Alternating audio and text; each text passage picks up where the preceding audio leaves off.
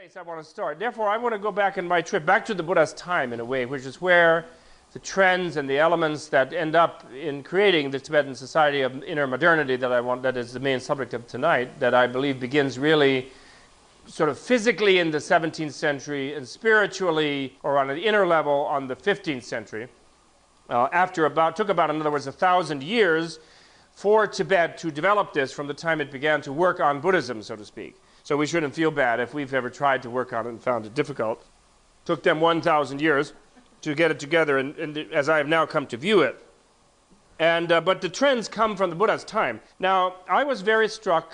Peter Berger, the sociologist, who some of you may have heard, is a good friend of mine, and he handed me this book one time after some visit, and it's called The Homeless Mind. And it is a definition, it's a sort of study of modernity. He wrote with his wife and his brother-in-law. And in this, modernity, what is the modern mind? I mean, we go on about modern, and we think perhaps we are sure that it's automobiles and machines and pollution and closeness to doomsday. We know about that aspect. But what is there a kind of consciousness that is a modern consciousness? Do we have such a thing? And is there such a thing?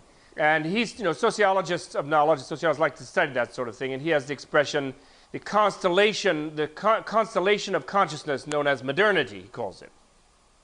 He describes this modern identity as, he gives it 4 characteristics. And these 4 are, the first one he calls it peculiarly open. He says, the modern identity, or the sense of modernness that a person has, which he calls the homeless mind, a mind without a home. Like, did you ever, if you felt homeless all your life, you're modern, that's fine. Because you're supposed to be lost in these big cities. Peter Berger himself came from Vienna, and he liked to live in Brooklyn, and he was obviously always lost. He had to commute to Rutgers, so that's the homeless mind. But that's the natural mind of modern mind.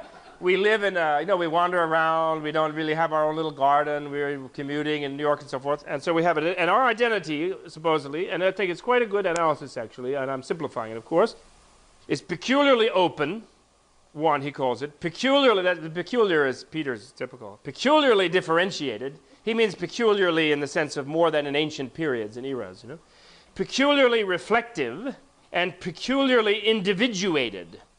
And contrast these two, the 4 major characteristics are contrasted with those of traditional identity, which he calls traditional as opposed to modern, where the person's identity is, which is in an intact, integrated society, wherein the person's identity is one quite securely fixed through rites of passage in a relatively unchanging pattern, as opposite of peculiarly open. You have all these ritual things, you believe this whole mythology, you have a certain class in society, you follow along what your father or your mother did and so on. So you have a very fixed kind of identity fitting in the machinery and the mythology of your society. 2, his roles are uniformly determined by his position within a holistic, hierarchical body politic, because it's an integrated society, it's sort of holistic, everybody fits in. So you have very simple kind of roles. You are fit in a certain place. So your identity is not highly differentiated. You don't change your roles drastically in different settings the way we do in modern society. We have to constantly adapt our identities to different things, you see. It's open because we don't have a fixed ritual thing. We don't have a fixed framework of meaning. Everything is kind of chaotic and crazy and changes all the time. And similarly, we are very differentiated because we're different in all sorts of different settings. At home, we're daddy or mommy. In the office, we're somebody else. In some other place, we're just a citizen or a taxpayer. We're in some other place, we're honkies or we're this or that. I mean, we all have all these different kinds of identities, which they don't have in traditional society. And 3, in the traditional person's world is rendered meaningful in a self-contained and unchallenged mythic structure, which includes appropriate and reliable paths of action, right? That's traditional. And us, we're particularly reflective, meaning we have to figure out what we're doing because there is no fixed myth that we really believe. And we always have to think about everything. So we're always reflecting. What are we doing? What is the meaning of it? Should we really do it? We change our mind. We join this religion or that one, and we go to this seminar or that one, and what are we doing? So we're very reflective, and traditional ones are not. 4, finally, the person in the traditional society's sense of belonging in a sacred cosmos, of being a part of a whole, cosmologically spatial and ancestrally or genetically temporal, is decidedly more pronounced than his individuation.